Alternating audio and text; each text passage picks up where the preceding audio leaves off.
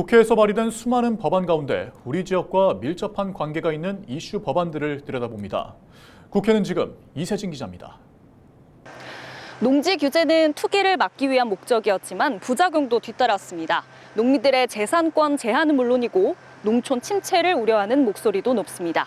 이런 문제를 해결하기 위해 여야 의원들이 한마음으로 농지법 개정을 추진합니다. 국회는 지금에서 살펴봅니다.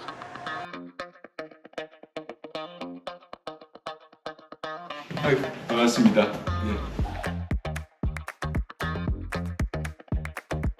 대표 발의한 농지법 개정안은 어떤 법인가요? 지난 2021년도에 있었던 그 LH 직원들의 농지 투기를 계기로 해서 농지 거래 관련 취득이나 거래 관련 굉장히 이렇게 규제를 강화했습니다. 근데 그 부분이 투기 세력에 대한 규제로서의 효과보다는 어떻게 보면은 우리 농민들 전체의 재산권을 감축시키고 지역 경제를 축소시키는 그런 쪽으로 작용을 하게 되죠. 그게 왜 그러냐 그러면은 기본적으로 농지 취득이라든지 이런 걸 굉장히 어렵게 했습니다. 그 대표적인 것이 농촌진흥지역구역 내에서 주말 체험 영농의 부분들을 아예 그냥 못하게 한다든지 또 농지 취득 후에 의무적으로 경작해야 되는 기간을 3년으로 만들어 놓는다든지 모든 농지 거래에 있어 가지고 농지심의위원회의 심사를 받게 돼 있습니다. 그래서 이런 대표적인 장애물들 때문에 사실은 그동안 농지 거래가 거의 한 절반 가까이 감소가 되고 가격도 3분의 1 이상 떨어졌습니다. 그런데 실질적으로 느끼는 체감적인 요소는 농지 거래가 거의 막혀 있다. 또 한 가지는 가격도 반값 이상 떨어졌다. 이런 식의 사람들의 느낌을 받는 것이 아마 사실이라고 저는 생각합니다. 그래서 이번에 제가 발의한 법에는 특히 인구 감소 지역, 대부분 농촌 지역이죠. 농촌 지역에 있어 가지고 이 농지 규제, 거래를 규제하는 이런 부분들을 좀 개정을 하자 하는 그런 취지로 만든 거라고 생각하시면 되겠습니다. 이번 법안 여야가 함께 공동 발의를 했는데 어떤 공감대가 좀 있었는지요? 아마 우리 이제 농해 수위를 중심으로 한 농촌 지역의 의원들은 이 농지 거래 부분의 어떤 문제점에 대해서는 대부분 다 인식을 공통적으로 느끼고 공유하고 있다고 보시면 되겠습니다.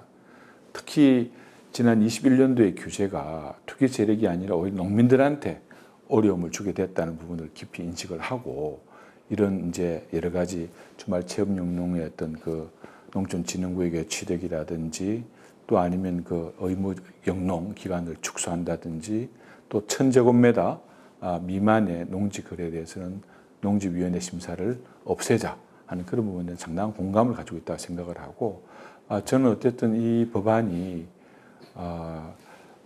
농업 정책 당국은 물론이고 농업계 또 학계 이런 분들하고의 여러 가지 정책 토론을 통해서 일단은 성안을 했기 때문에 같이 논의를 해서 꼭 통과시킬 수 있도록 노력하겠다는 말씀드립니다. 이 개정안 외에도 또 농촌 관련 법안을 함께 발의를 했는데요. 농업, 농촌 및 식품산업기본법 개정안입니다. 예. 어떤 내용인가요?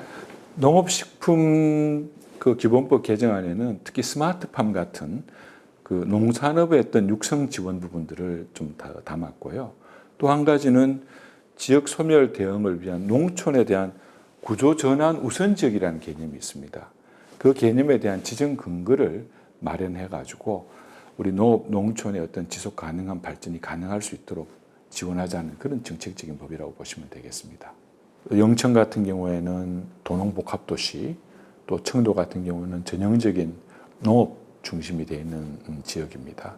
그래서 그 지역에 계신 분들한테도 좀 더 현실적으로 도움이 되고 힘이 될 수 있는 우리나라의 농업 정책이 이루어질 수 있도록 노력하고 그걸 통해서 많은 우리 지역민들께서 좀 어느 정도 좀 더 지역 경제의 활성화라든지 농업이 제값받고 제대로 대우받을 수 있는 농업 농촌의 지속 가능성을 위해서 일하겠다는 그런 마음입니다.